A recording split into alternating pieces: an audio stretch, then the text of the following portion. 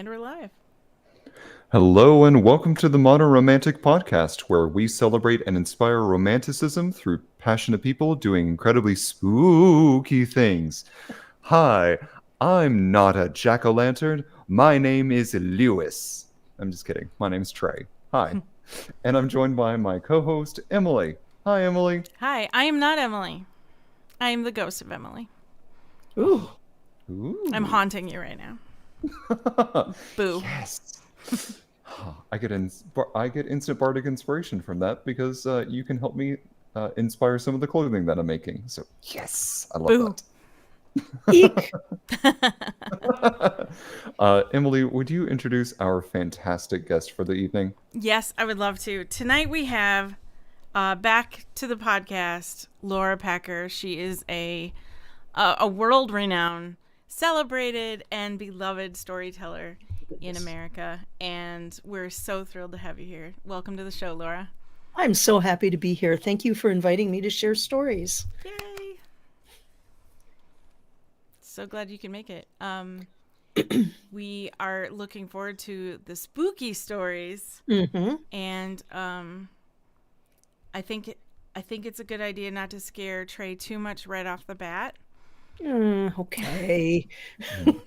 Look, So I can only clean up so many messes. I'm sorry. fair enough. Fair enough. Yeah. I don't know that I needed to know that though, but Sorry. so I have several stories for you tonight, and they go from less spooky to more spooky to pretty scary. So if you are easily frightened, this one's fine.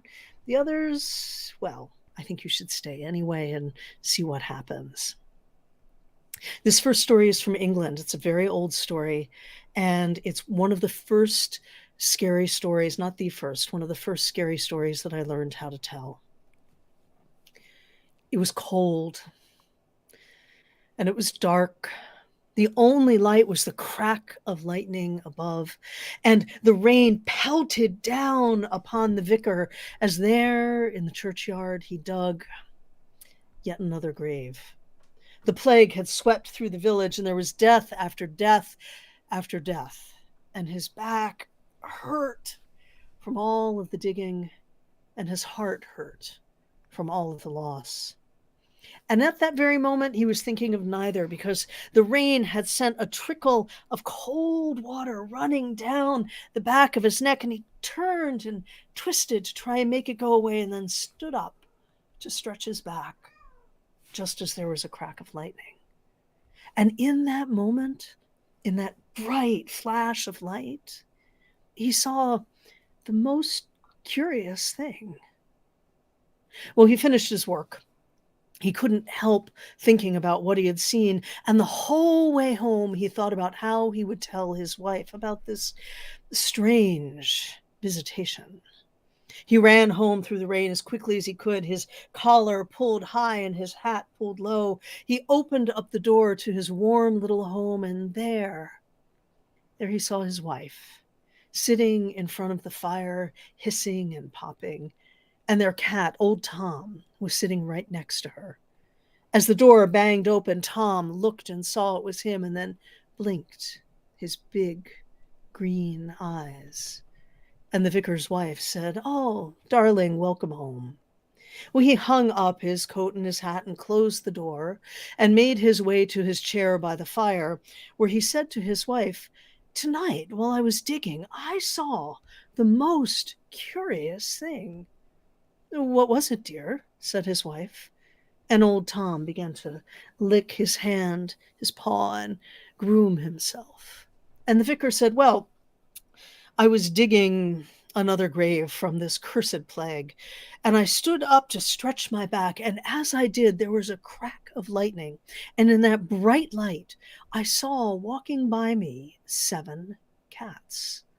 "7 cats?" said his wife, and Tom turned his head as if he were listening to the vicar. "Yes, 7 cats," he said. "They were all standing upright on 2 legs, walking just like men. And they were in 2 rows of 3, and between them they carried a tiny little coffin. And as they walked, the 6 cats went meow, nearer with each step they took. "How odd," said the vicar's wife, and Tom, the cat, said, "Meow."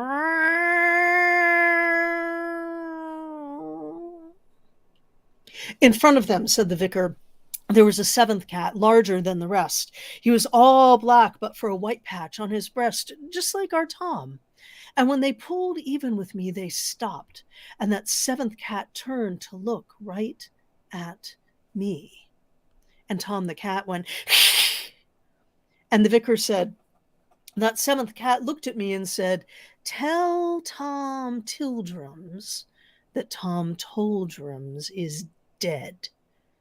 And then they walked off into the storm. Isn't that strange, dear? Dear? But the vicar's wife wasn't looking at him anymore. Instead, she was looking at their cat Tom, who had puffed himself up and then pulled himself up until he was standing on two legs. And he looked at them and said, "If Tom Toldrums is dead, then I am the king of cats." And Tom swept up the chimney and was never seen again.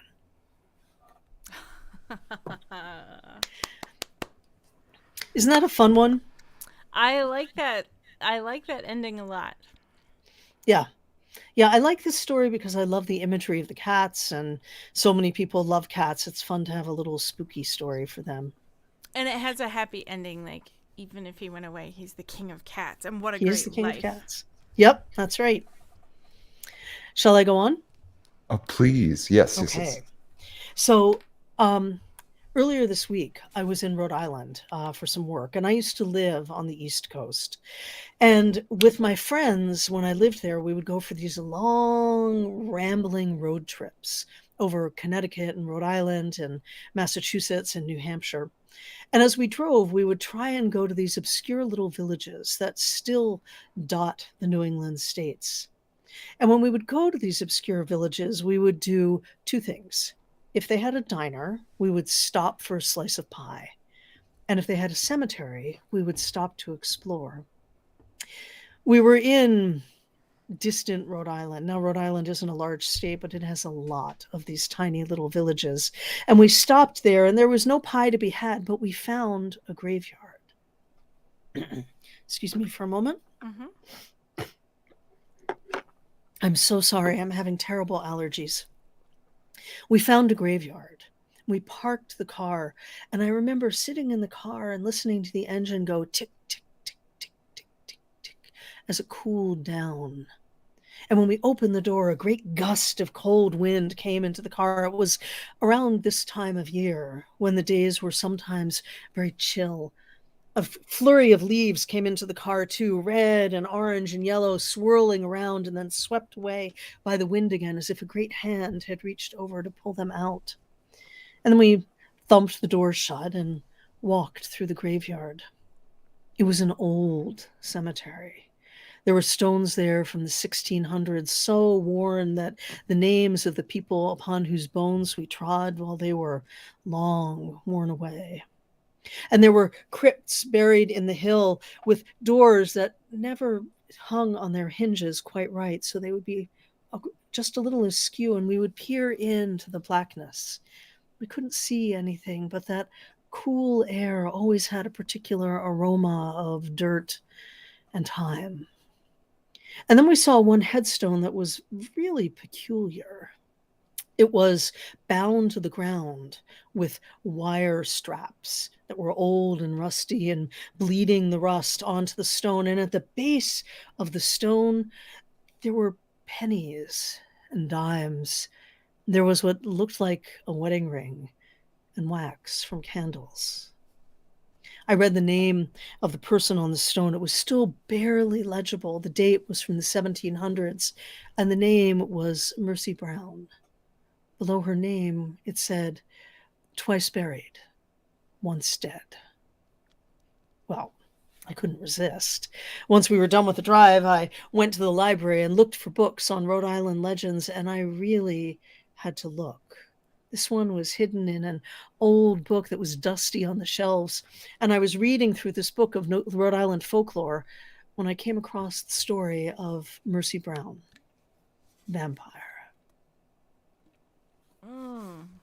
Elias Brown, I'm not done yet. Let me tell you the story. Yeah. Yep, sorry about that. Elias Brown, he was, in the terms of the day, a wealthy man. He had enough farmland to support his family and then to sell off hay and vegetables. He had 4 healthy children, which in those days, that was a rarity, and it made him rich indeed.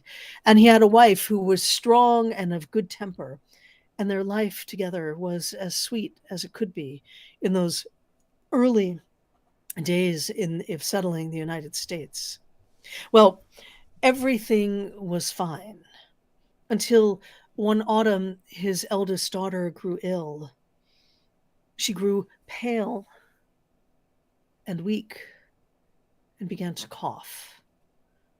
She took to her bed, and before they could call the preacher to say a blessing over her, she was gone.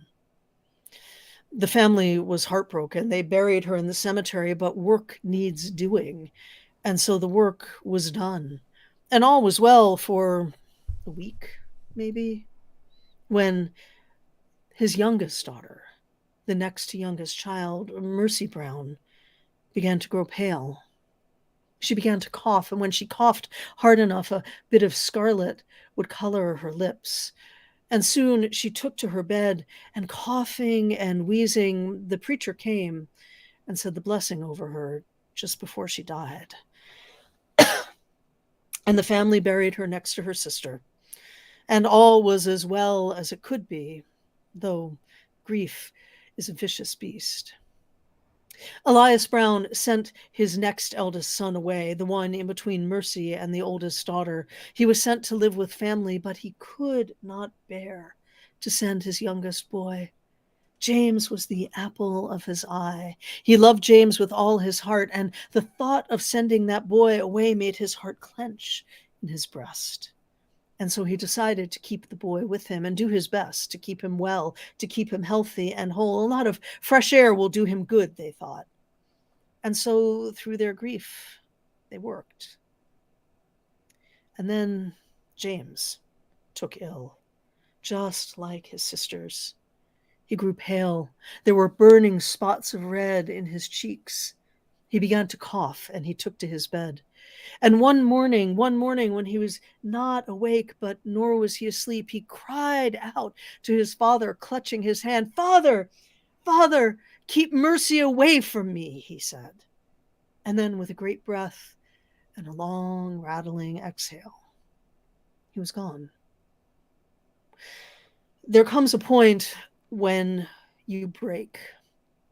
And I think that had I lost 3 of my children in short order, I would have broken long before Elias Brown did. But he called the preacher, and the body was blessed and buried under that cold, hard ground. The leaves skittered across the grave, sounding for all the world like they were creatures running on little fingertips. And then he called the men of the village together. They stayed up late that night talking about his lost children and talking about what James had said. And the men said together to Elias Brown, who could not say it himself, "Well, we'd best dig up Mercy." Elias shook his head in disgust and horror. He didn't want to see the corpse of his daughter. He didn't want to see any of his children dead. How could they do that? But then his oldest friend put his hand on his shoulder and said, "Elias, you know what must be done." And so that night, with torches burning bright and shovels in their hands, they went to the graveyard. It wasn't hard to dig up Mercy. The soil from her burial had barely had time to settle, and with each crunch of the dirt into the earth, Elias Brown felt his heart growing a little bit harder. If his daughter was what they feared, a revenant, he couldn't even bring himself to say the word, then he would do what must be done.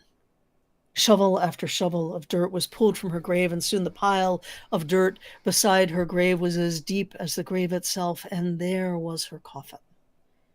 With grunts, they managed to pull it up and set it upon the flat earth on the other side of the grave, and then they creaked the door of that coffin open. The lid fell open with a thunk, and there was Mercy. Now, she had been dead almost a month. She should have been nothing more than a rotting corpse, with fluids filling the coffin and bone beginning to show, but no. Her cheeks were soft and round. There was a hint of pink in each of them. Her lips were redder than they had been in life, and her eyes were open but without seeing. And Elias Brown said, "I will do what needs to be done." So he took the shovel, and soon her head was cut through, her neck was cut through.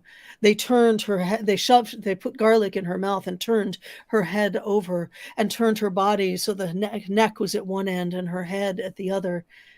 And then they sprinkled her with holy water, and they covered her up and buried her again. Elias Brown went home, and he told his wife about what had happened. And he said to her, "When I took that shovel and I put it against her throat, her eyes began to see and her body began to thrash and she began to scream. But I swear to you, when I cut through her neck, I heard her voice saying, 'Thank you, Father. I am gone.' And so I don't know if I did the right thing or the wrong, but she is gone now. And our only living boy, well, maybe he will stay with us." And so he did. The boy was summoned back home. And Mercy Brown never visited him. He lived for a long life, long after his parents had died, and he inherited that farmland and he tended the graves of his siblings and his parents. And there I was, hundreds of years later, standing beside her tombstone, looking at the iron that bound the stone to the earth and the words, "Twice buried, once dead."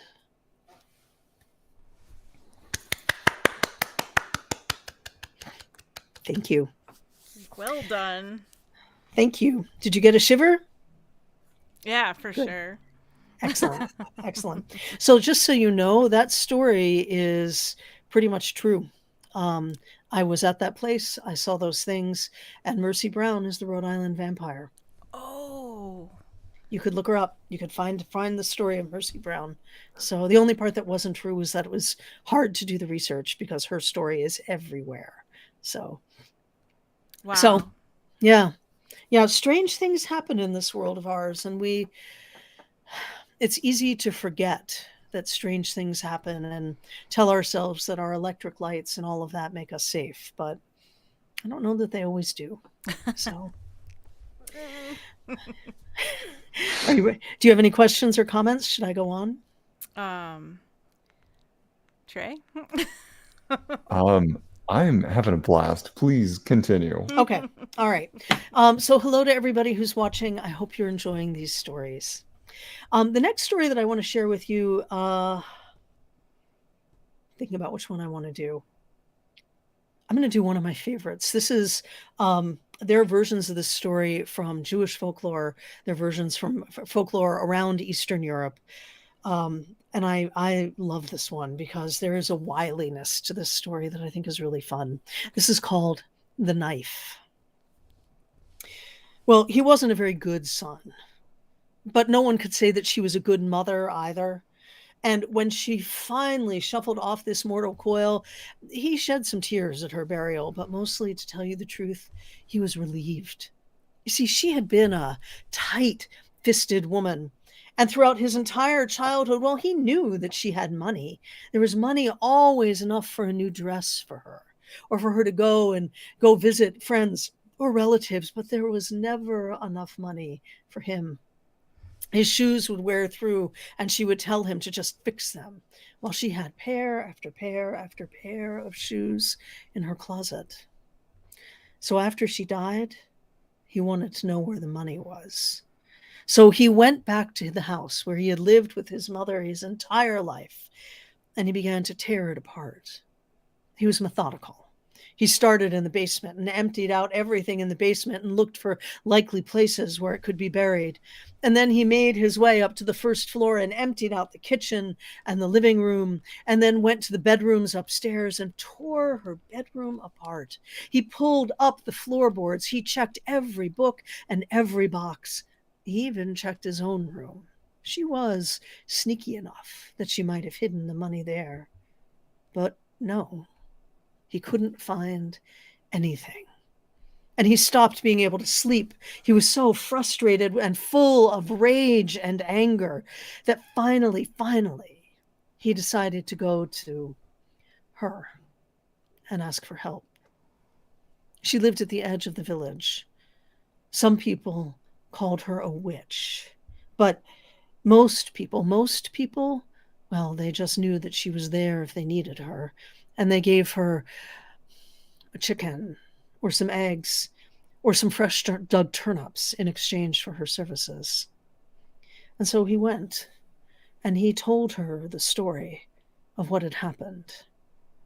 And he said to her, I want to know where that money is. And if you can find it for me, why, I will give you fully half of whatever I find.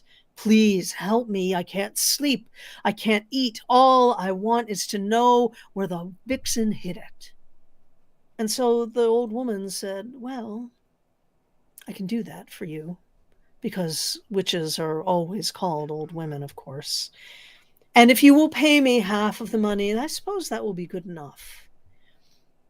Very well, she said, you go back home and come see me in 3 days' time.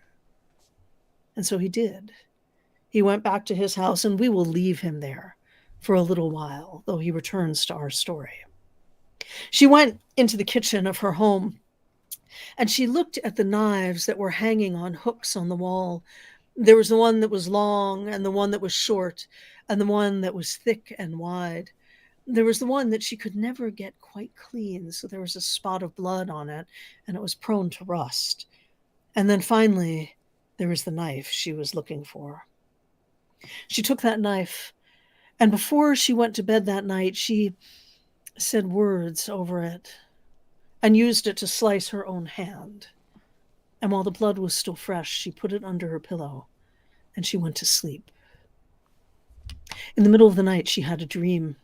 She dreamt that she was down in hell, and a demon walked up to her. It was hot, and the sound of the damned was nearly overwhelming, even in her dream.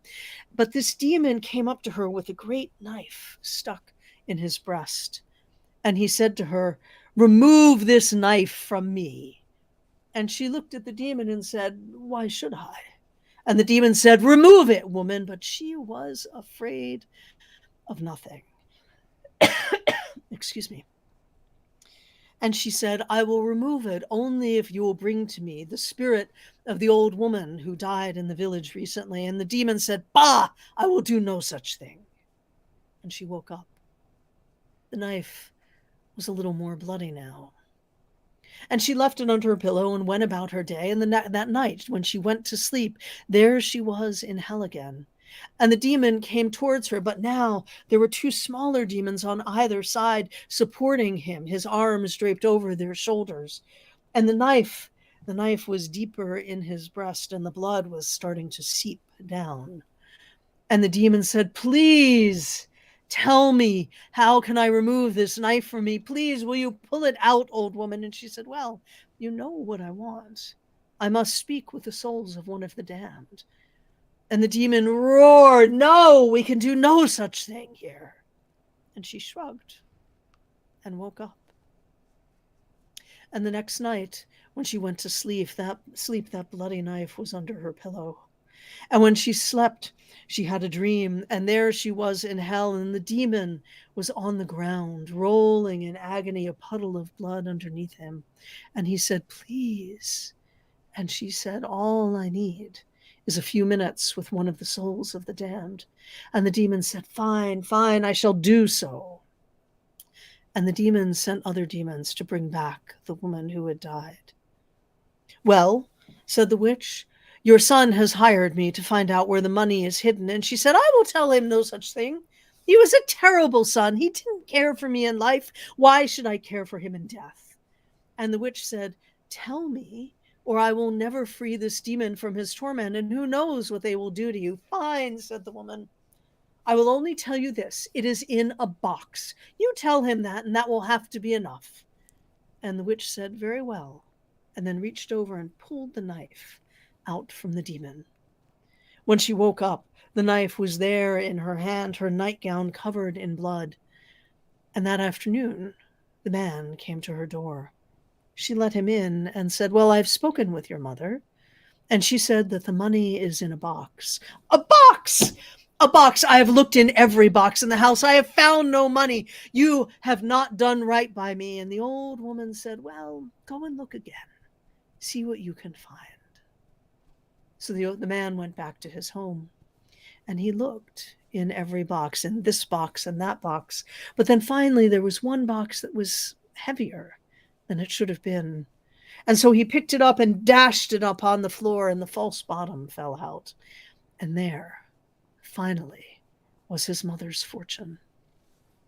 He gathered it up and put it in a bag and left that very night, not going to the old woman's house to give her her due. Well, over the next few days, all everyone in the village talked about was how the son of the woman who had died had disappeared, and how the house was an incredible mess, and there in the house was a broken box. The old woman knew what had happened. She had no doubt that he had found the money and then left. But she wasn't worried. You see, she had a knife.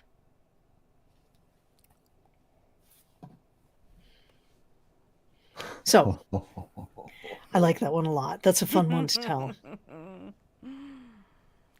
That was great. Yeah, I like that one.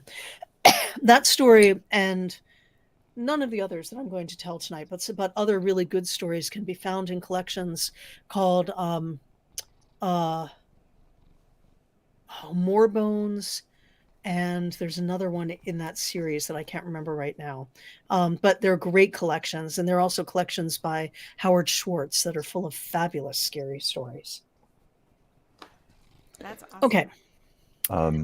To make sure that our listening audience can continue to hear your incredible stories, I understand that you've recently set up a place where patrons can provide to you and continue to hear more incredible things and maybe get some behind the scenes content.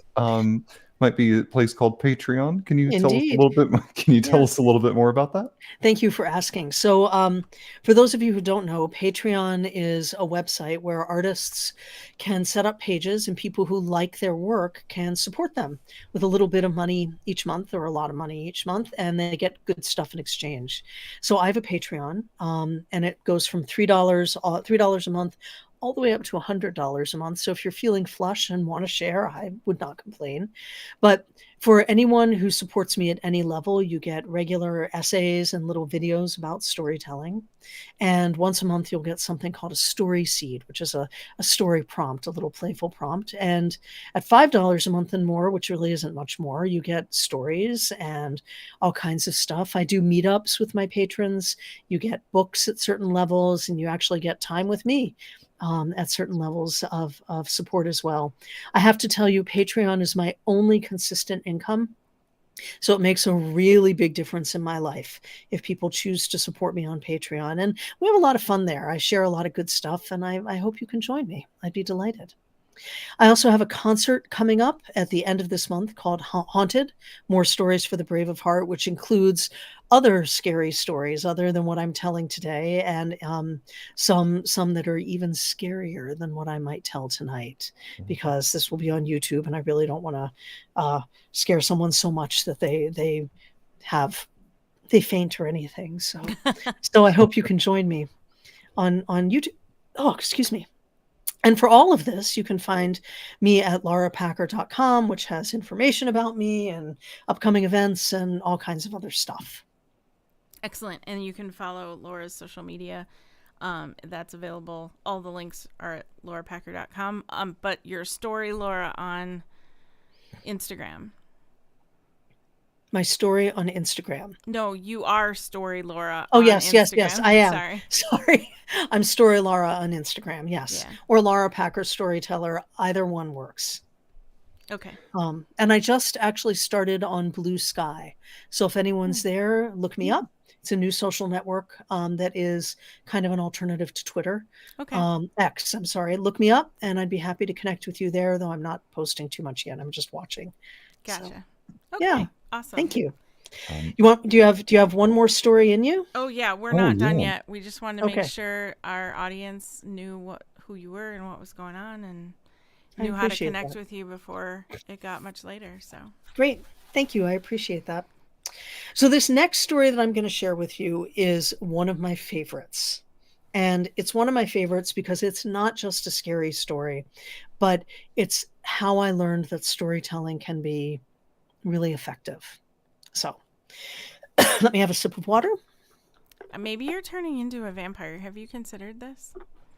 I have. You know, I like the nighttime, and I think my teeth are maybe getting a little pointier. All right. We'll just watch you closely then. That's right. You should. When I was a kid, I went to summer camp. Now, I know people who had amazing experiences in overnight summer camp, and there were things that I liked about it, but to tell you the truth, I did not fit in. I was a little too weird. I'm sure you're shocked to really fit in with the other girls in my bunk. I enjoyed the activities. I liked swimming and hiking and arts and crafts and all that kind of stuff. But it was hard. Because I didn't fit in, it was a little bit lonely. Now, one year at summer camp, we were actually going to go camping. Usually we stayed in bunks, and I'm sure you've seen those. So a big room with lots of bunk beds in it. And it smells like old wood and and the fire that's burning outside. And the counselors stayed in another room in that same building, but we were actually going camping. We were going to camp in tents. And I was so excited because I went camping with my family almost every year, and I knew a thing or two about camping, and maybe they wouldn't pick on me so much afterwards once they saw my great camping skills. I should have known that skills are not what get you not picked on, but that came later in my life. So everyone in my bunk, we piled into a van and we drove out of the camp and along the highway and then on secondary roads and then up the really dusty gravel road until we got to the property that the camp owned, high up in the Pocono Mountains. This was in Pennsylvania. We opened up the gate and drove in and closed the gate, and I looked behind us and I could see that cloud of dust rising up in the air. And when we finally got to the camping area, we all piled out of the van, and the camping director, the fellow who lived there through all summer, said to us, "All right, kids, there are 3 rules while you're here camping. Rule number 1, no food in the tent. Because if you have food in the tent, the bears will smell it and they can come and get that food, and you really don't want a bear in your tent. Rule number 2, no one walks around without a buddy, without a partner. Doesn't matter if you're just going to the outhouse, you need a buddy when you go there, especially at night. And rule number 3, you always have a flashlight with you at night. Never go anywhere without a flashlight. Do you understand that?" And we all nodded. And then we went to our tents. There were 6 people in each tent, 6 girls in each tent. And when I got to the tent where I'd been assigned, the other girls who were in there, they said, "Laura, you're going to sleep in the back of the tent. So when the bears come, they'll just come and they'll get you first," which I was fine with because I knew that bears have really good noses. And if I didn't have any food in the tent, the bear was going to go for the place where the smell was strongest. So I wasn't too worried about it. Well, life went on. We hiked and we did camp crafts and stuff like that. And the only people impressed by my skills were the counselors, who had also noticed that I kind of got picked on by the other kids and that I really wanted to fit in. And so I guess they felt sorry for me. So they did something that I'm sure they thought was a favor. and I'm equally sure didn't help my popularity at all. After everyone else had to go to sleep in their tent or go to their tents and try and sleep, they let me stay up a little later with them. And I would go to the counselor's fire and I would listen to the stories they told, and then I'd go back to my tent. And I really liked this because the girls in my tent, they stayed up late giggling. They talked about boys. I was 12 years old. I didn't care about boys yet. They talked about makeup. I was 12 years old. I didn't care about makeup. And they talked about pop music, and I didn't know any pop music. That wasn't what I listened to. Is it any surprise that I didn't fit in? Well, so I stayed up late with the counselors every night we were there. And one night, while we were sitting around the fire, the director of the camp said, "You want to hear a really scary story?" We all nodded. And this was the story he told.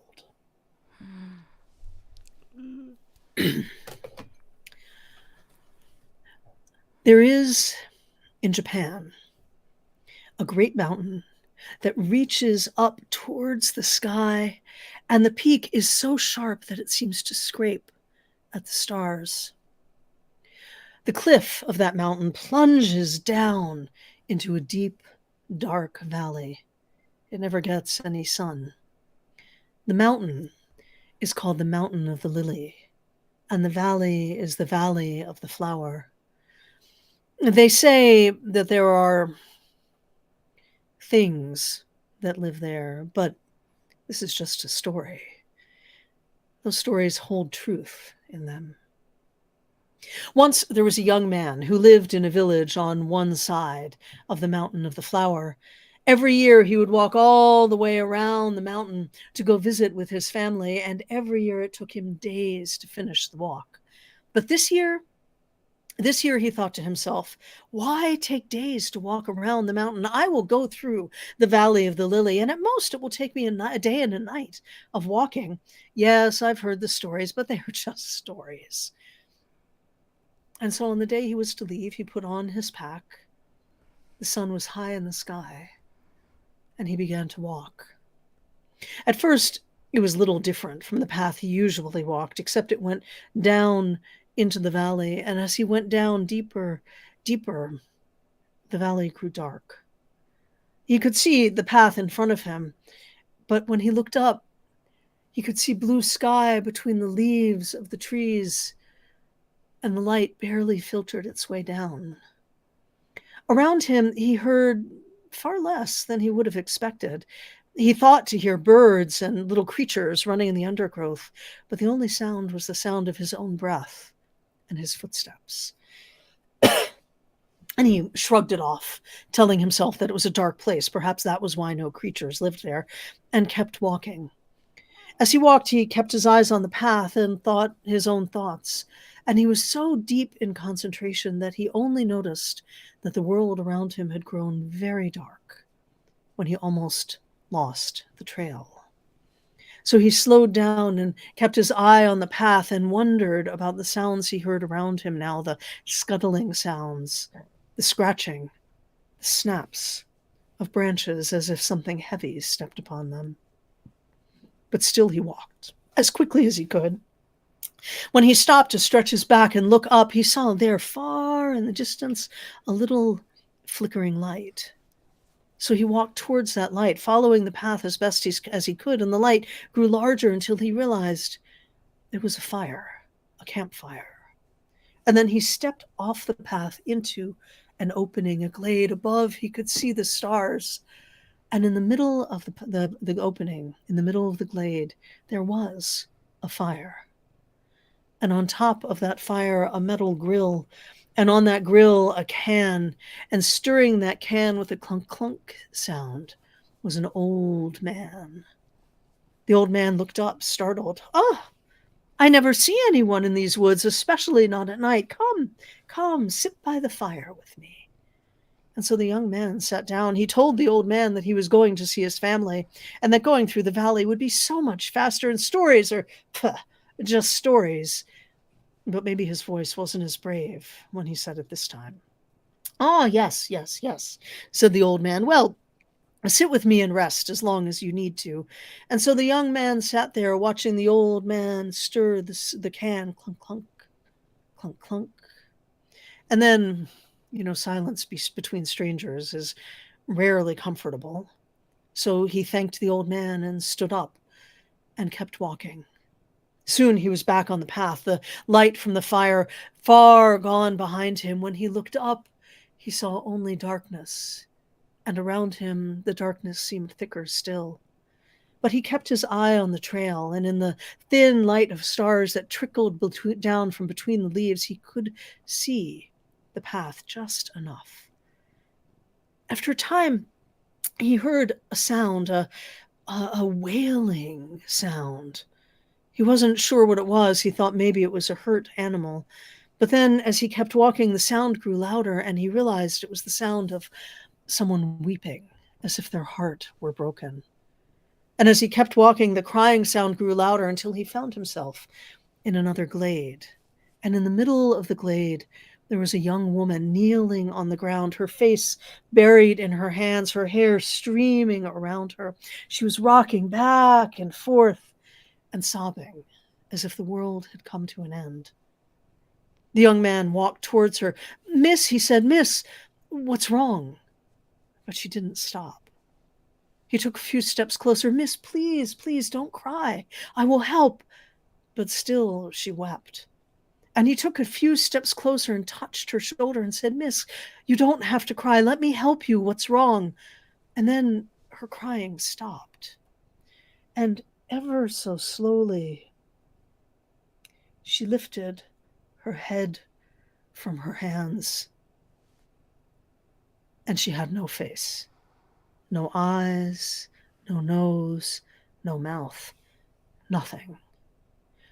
The young man stood there in horror for a moment, and then stumbled back as she lunged towards him, her fingers like claws, and he turned and he began to run. Her fingers had caught in part of his clothing, and he heard the rip as he ran out of the glade. And behind him, he could hear her running, her footsteps pounding on the ground as his footsteps were pounding on the ground, and his breath was rasping in his throat, his heart beating in his breast, and it felt as if the roots were rising up to trip him, and the branches were reaching for him, and all around him he heard the sound of heavy footsteps running, and he ran as fast as he could until he saw that flickering light in front of him, and he burst back into the glade, and there was the old man at the fire, and he collapsed by the fire, and the old man said, "What is wrong? What is wrong?"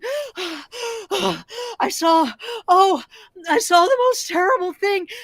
I can't even tell you." And the old man said, sit, catch your breath. There is nothing following you." "But I wonder," said the old man, "was it something like this?" And he passed his hand in front of his face. And when he did, his face disappeared.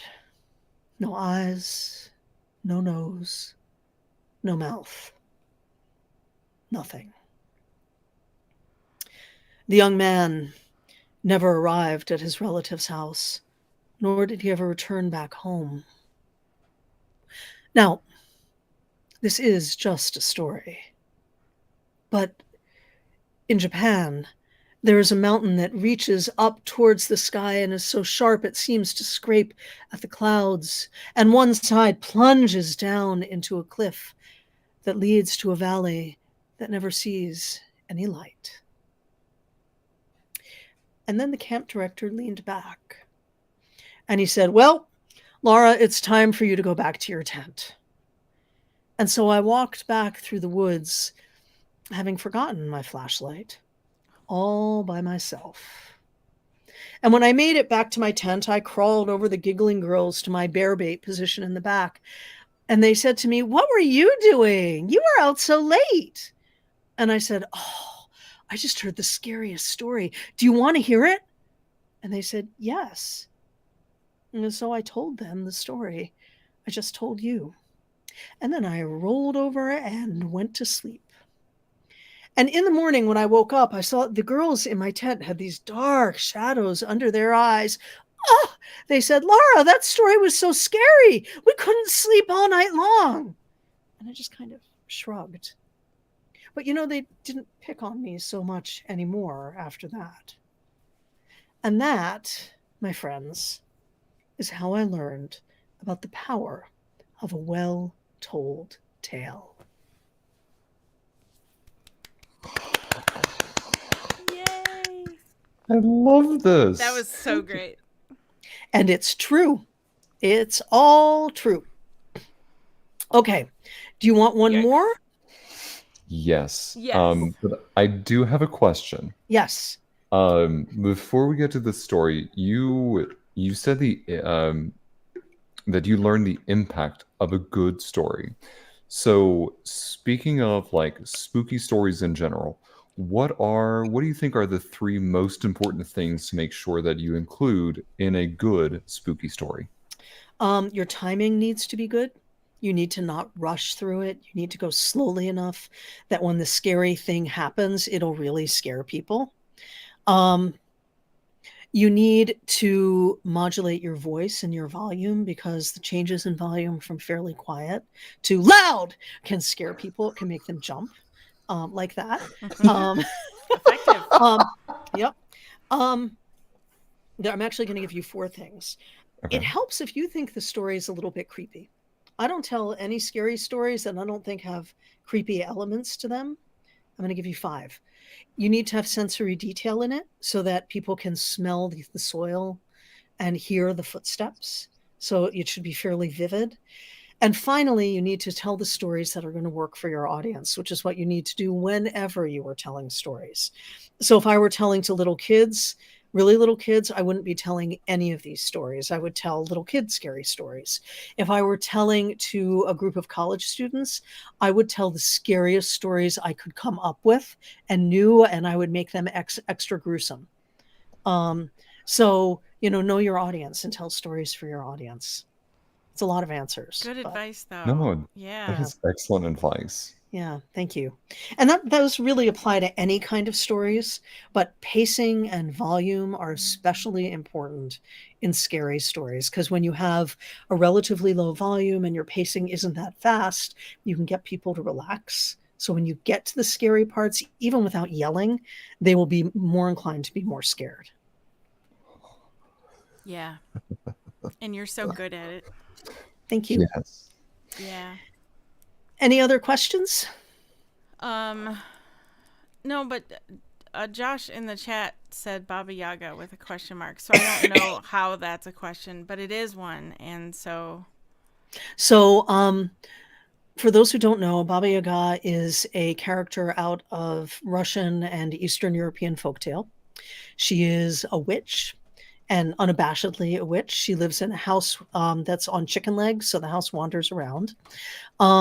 She eats people who annoy her, and not subtly, like will rip off a limb and happily munch down.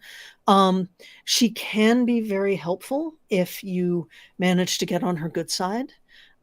She's undoubtedly a folkloric version of a forest goddess or a death goddess from old times.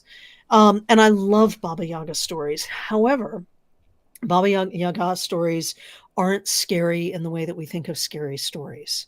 Terrible things can happen in them, or very difficult things, like in Vasilisa the Beautiful, which is a story that I've built a whole show around, an hour-long show.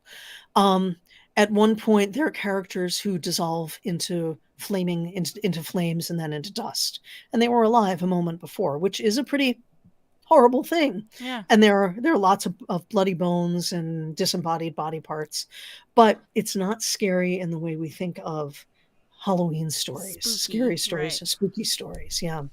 Though they're not without their chills. But I love Baba Yaga stories. Maybe another time we can talk about them and share some of them. Okay. Yeah. That's good to know. Yeah. Yeah. Yeah. I have a show called Becoming Baba Yaga that weaves together Vasilisa the Beautiful and some events out of my own life. And it's about becoming older and maybe becoming wiser, and the terrors that we encounter in the course of growing up. Nice. Yeah. Thank you. Yeah. So I have one more story that I would like to share with you tonight. Is it okay if there's only one Excellent. more? Yeah, of All right. course. Please go for it. This is hands down one of my scariest stories. It's not necessarily the scariest because different things scare different people. Sure. But I knowing knowing the two of you and the few other people who will watch this, I thought it would be a good one. All right, I'm going to go grab my blanket. I'll be right back. Okay. Oh, yay. He really is. Yeah. Yep. That's excellent. Look at I'm that. literally chilling him. Yay!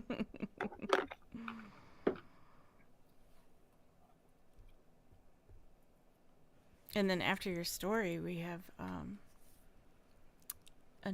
some kind of announcement to make too. Ooh, excellent. Announcements are good. So stick around to hear the announcement. The announcement. All right. When I was a kid, as I mentioned way back earlier, my family used to go camping a lot, and I loved our camping trips. We had an old VW van, and we traveled all over the United States. So by the time I was 10 years old, I had been in most of the 48 contiguous states. And every so often, my parents would say that I could take a friend camping with me. So I ended up taking, oh, I've lost her name. Oh, that's terrible. Annie camping with me. We called her Annie when she got older. She went by Anne. And we would take her camping, and the camping was great. We did all the usual camping stuff, marshmallows on sticks and everything like that. And she loved it. She loved it so much that she kept camping even after my family stopped going on these trips. And she joined the Girl Scouts and went camping. And then after we all graduated from high school, she joined the Army. And I lost track of her. Eventually, we became friends on Facebook. And finally, after a lot of stalking each other on Facebook, we decided to have a conversation. And so we got together on a Zoom call and started talking about our lives. And our conversation turned to camping. And I said, well, do you still camp? And she said, no, I don't camp anymore. And I said, it sounds like there's something that happened. And she said, yeah, after high school, after college, after the Army, I kept camping. I kept going. I had this dream of camping in all the national parks and then all the state parks. So I kept camping, and I went to some amazing places, and I got into some pretty hardcore stuff. I was one of those people who would hike and camp and go far off the beaten path. And I got to tell you, I loved it, she said. And her face had this softness about it as she said that. But then she closed up again and paused.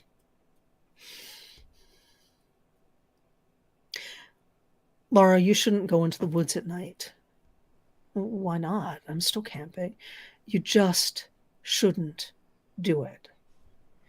Which made our conversation really awkward. So we hung up, but I couldn't let it rest. I sent her a message and said, look, Annie, I need to know what happened. If you can share it with me. If it's too much, don't. And I was thinking she had some terrible experience with a person. But if you can, I'd really like to know, and maybe talking about it will help. And so we set up another Zoom call. Well, she said, I decided that I wanted to go camping up in the Pacific Northwest. I'd been to most of the national parks, so I found this state park in Washington State. And I was really excited about the trip. I love it up there. It's beautiful up there, she said. The trees are tall and the soil has a particular softness to it. So when you sleep on it, it's not so bad. So I got to the park and I stopped off at the ranger's booth to pay my fees. And I said to the ranger, joking, hey, any Bigfoot sightings lately? Because, that's Bigfoot country. And he said, no, there's no Bigfoot. But hey, watch out for the hide behind. And he had this big smile on his face. So I laughed. I told him where I was going to be camping. I parked my car and got out my gear and put my pack on. And I began to walk. It was beautiful. It was one of those forests where the light comes through in these misty bands and where the trees are so tall that you can't even see the tops and the trunks so wide that they seem like they are going to be there forever. The path itself was an easy path and well tended, so I could look around while I walked. I wasn't worried about falling. And I walked for most of the day and then found my site. I set up my tent and got a little fire going and got my dinner cooking. And the world around me began to grow dark, and I could hear all of those night sounds, the insects and the frogs and the sound of the deer tromping through the woods. I was relaxed and happy.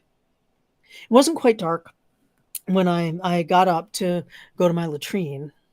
And as I walked there, I thought I saw something on a tree in the distance. I thought I saw fingers around a tree pull back and disappear.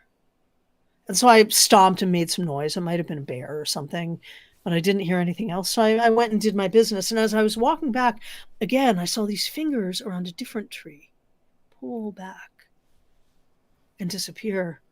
And just before I got to my camp, I saw it behind another tree, the fingers, and I thought I saw kind of a shadow looking out at me. Now, the woods are weird places, and the woods in the Pacific Northwest, they are extra weird. So I yelled out something about, hey, whatever you are, whoever you are, nice to see you. I'll be gone in the morning. Let's leave each other alone, okay? And I'll put out something to eat so you can feel, you can have a bite. Because, if it was Bigfoot, I thought it would be a nice neighborly thing to do. So I finished my meal and I cleaned everything up and I put the food up high in a tree in the bear bag and I went into my tent, went to sleep. I woke up in the middle of the night. I had to pee. I always have to pee in the middle of the night when I'm in the woods. So I put on my boots and I got out and I had my flashlight and I walked over towards my latrine when I saw just behind the latrine those claws and the flashlight. Something peering out at me. And then the head went back and the claws pulled back. And so I made some noise and yelled and I did my business. And then I turned to go back to my camp. I couldn't see my tent. The latrine wasn't that far from the tent. I should have been able to see it. It was an orange tent, but I couldn't see any orange. So I turned around thinking I might have gotten disoriented and I was shining the light everywhere and I didn't see the tent, but at a closer tree I saw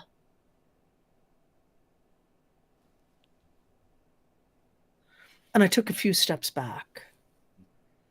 I saw things in the army and I camped for years after you took me on those trips. And I've been scared in the woods before. Not like this. I felt like I was a prey animal. And that thing was hunting me. So I took a few steps back and then I turned and started walking. And I looked behind me and I didn't see it. And when I turned back, there it was around a tree. And I went backwards and turned and started to run. And my flashlight was bouncing all over the place. And I kept seeing it. And I could feel my heart begin to pound. And so I was running as fast as I could. And, I dropped my flashlight. But I didn't want to stop to get it because that thing who knew where it was. So I just started running as fast as I could. And I was running and I saw at a tree these claws, but I couldn't stop. And I ran right into it. And I fell down. I wasn't unconscious, but I wasn't not. And then its face appeared over me, and I felt sharp claws in my shoulders. And then it smiled. Well, I woke up in my tent. My flashlight was beside me. My boots were where they should be. I could see the light streaming in through that orange fabric, and I thought, oh my God, what a nightmare. That was awful. And I started to pull myself out of my tent, but something felt wrong. So I pulled my shirt aside. The claw marks were deep and raw and still seeping. Well, I packed up everything. I shook out all my food for whatever might be there. and I hiked out of the woods. And when I started pulling my car out, the ranger came up to me with a smile and said, "Hey, you see Bigfoot?" And I just said, "No, I didn't see Bigfoot." And I drove away. I haven't been in the woods since. Her face was so still. And then she broke the Zoom connection. I see her on Facebook sometimes. She posts a lot of pictures of cities and of nightclubs, and never posts a picture of the forest.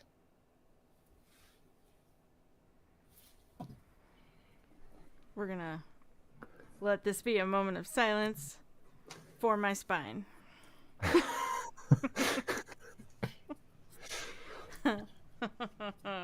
Nothing can hurt me underneath this blanket. That's right. Nope. Yeah, nope.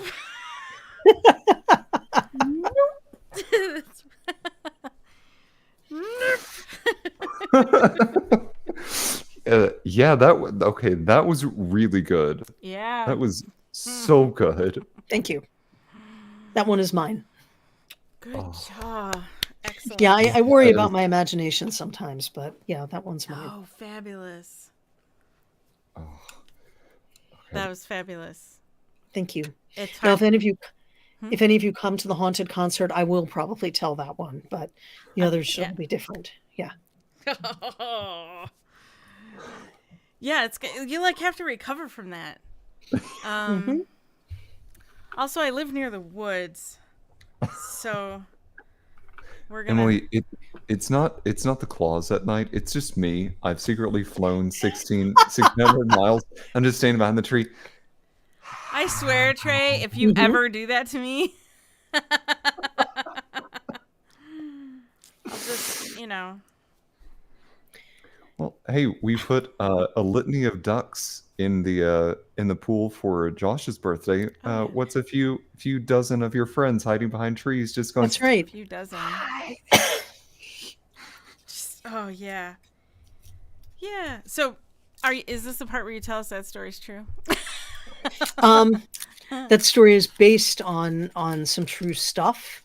Do you want me to tell you any more than that?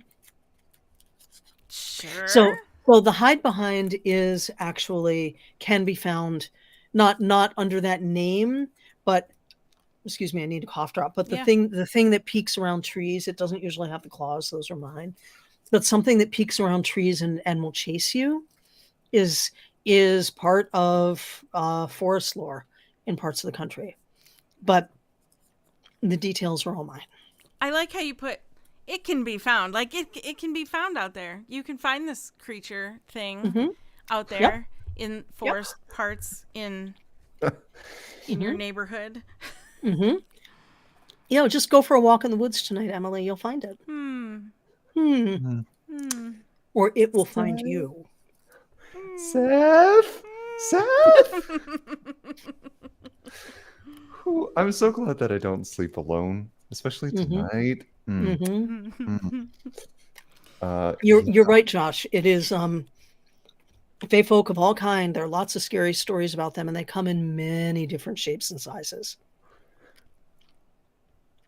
So, like, while we are recovering, what I'm interested in is from your perspective, like when you get done telling a spooky story, how do you recover from these stories? Good question. I do need to recover from them because, as I said, to tell them well, it helps if they scare you a little bit, or at least, give you chills. So after a concert like this, I will go have something to eat. Tonight, I'm going to have something to eat. I try and engage with some kind of story. I'm sorry about the crunching, or media. It's the hide behind. What can I say? That is different somehow. I often will wash my face in cold water because that actually is physiologically, cold water on your face helps bring everything down, brings your heightened states down. Occasionally, like around this time of year, if I gave myself a good scare, I'll watch a scary movie because I'm already in the right state for it.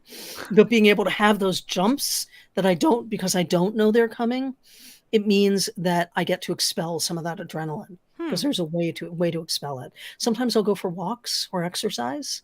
But cold water is actually my biggest help. Or I can tell a silly story if you want, and then we'll all giggle and it will be okay. That's kind of my go-to if I watch like a scary movie, or I mean, usually it's inadvertent because I don't seek those out. But if I do find that what I've watched it might give me nightmares, or if I think that's a possibility, I must do some kind of palate cleanse by watching Yeah. something funny. Yeah, palate cleansing helps. Here, let me share one more very quick story. Is That'll that be okay? great. That'll be great for Okay. the audience members who might need a palate cleanse. Yep. Me, that would be me. Thank you. Yes. Once upon a time, there was a man who said he wasn't afraid of anything. And whether or not that was true, his friends got really tired of him boasting about it all the time. They'd listen, someone would tell a scary story and he'd say, "Nope, it doesn't scare me." There'd be a crack of lightning and he'd say, "Nope, I'm not afraid." Nothing seemed to scare this guy. And his friends got really annoyed. So they decided to make a bet with him that he could not stay the whole night in the local haunted house. Everyone knew this place was haunted. No one had made it past 1201 in that house. And if he could make it there, well, then maybe they'd believe him. And maybe once he proved it, he would shut up and stop boasting. But if something in there scared him, then surely he would shut up about nothing ever scaring him. So he agreed. He went to the haunted house on a night of a full moon. He sat down on a dusty old rocking chair, and he started to rock back and forth, and the chair and the floor both went creak, creak. And he sat there with a lantern reading his book, taking sips from his thermos. And at midnight, he heard footsteps upstairs, and a voice said, "Do you want to see what I do with my long red fingernails and ruby red lips?" And he stopped. And he thought, no, I didn't hear anything. And he rocked back and forth in his creaky chair. And then he heard footsteps coming down the stairs. And he heard a voice say, "Do you want to know what I do with my long red fingernails and my ruby red lips?" And he held still and he felt his heart begin to beat a little faster. And then he heard the footsteps creak into the room, and there was a huge, shadowy figure there. And as it spoke, he could see light glinting off of long red fingernails, the color of blood. And the voice said, "Do you want to know what I do with my long red fingernails and my ruby red lips?" And the man couldn't stand it anymore. He jumped up and he began to run. He ran out of the house, running as fast as he could, and he heard footsteps behind him and a voice saying, "Do you want to know what I do with my long red fingernails and my ruby red lips?" And he ran as fast as he could, and he ran long and he ran hard, but he ran out of breath. And he stopped, and the footsteps ran up to him, and he turned around, and there was a huge, hideous creature with markings all over its skin and wounds and long red fingernails and ruby red lips. And it leaned towards him. Its breath was terrible. And it said, "Do you want to know what I do with my long red fingernails and my ruby red lips?" And the man, thinking it was the end, just wanted it to be over with. And he said, "Yes, fine, show me." And the creature went.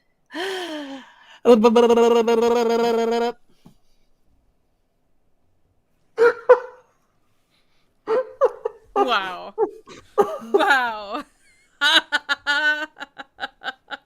Yep. That's brilliant. Yep. That's brilliant. Yep.